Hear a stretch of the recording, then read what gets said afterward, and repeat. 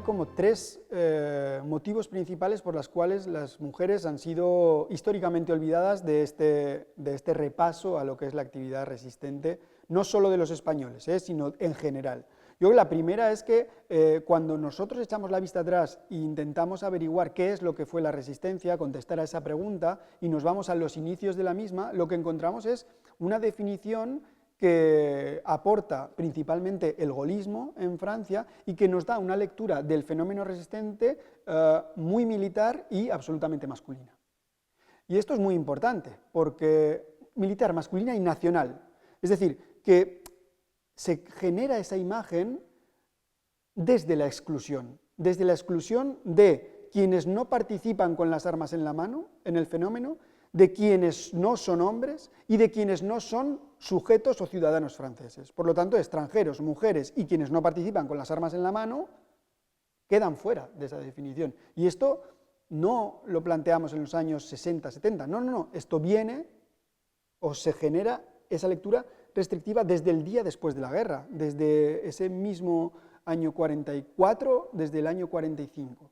Desde ahí echa a andar. Es verdad que hay otra lectura competitiva de este pasado que aporta el Partido Comunista francés, en este caso a partir de 1947, que es cuando sale del gobierno, donde lo que hacen es subrayar el sacrificio que ellos, como el partido de los fusilados, han tenido en Francia. Pero claro, eso subraya el sacrificio de sus miembros a la resistencia.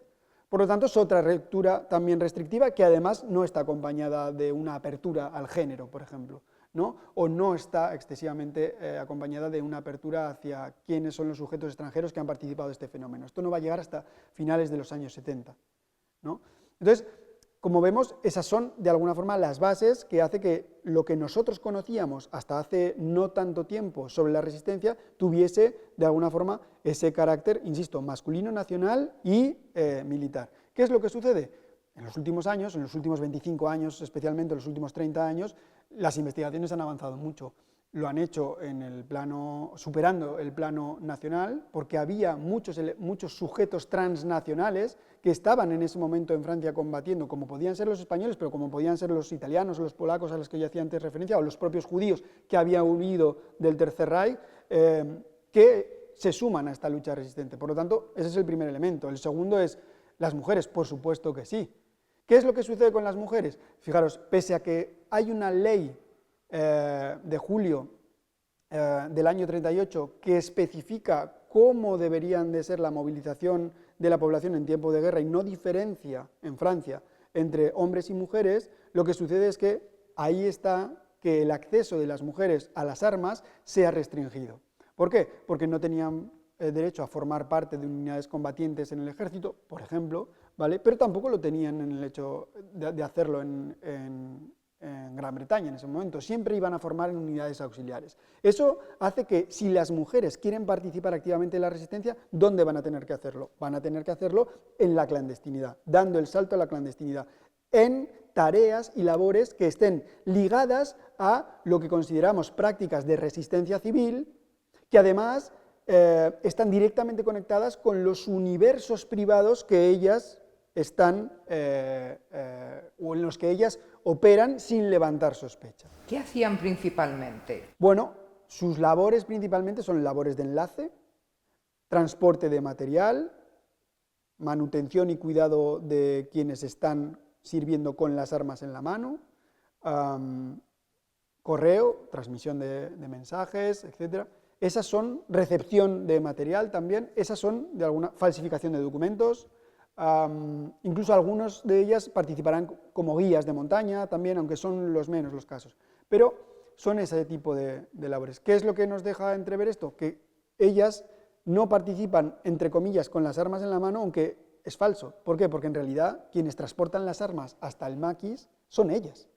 Es decir, que esa labor de suministro no estaría asegurada sin las mujeres. Es decir, que la circulación de los elementos masculinos que, insisto, van a estar en movimiento, tampoco estaría asegurada sin que ellas hubiesen elaborado la documentación falsa necesaria como para poder circular.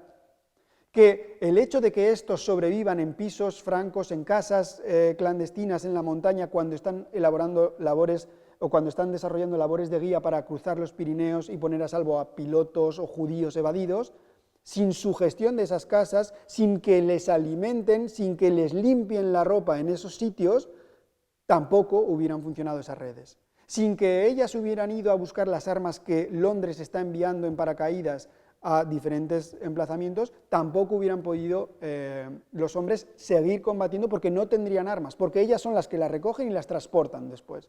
Sin que los mensajes que la inteligencia aliada está mandando vía los Pirineos, que cruzan en ocasiones vía Madrid y después Portugal, o hacia Gibraltar, tampoco hubiéramos tenido información, de modo que no hubiera sido posible el esfuerzo resistente sin ellas. No es posible, independientemente de que más o menos tuviesen un fusil en la mano.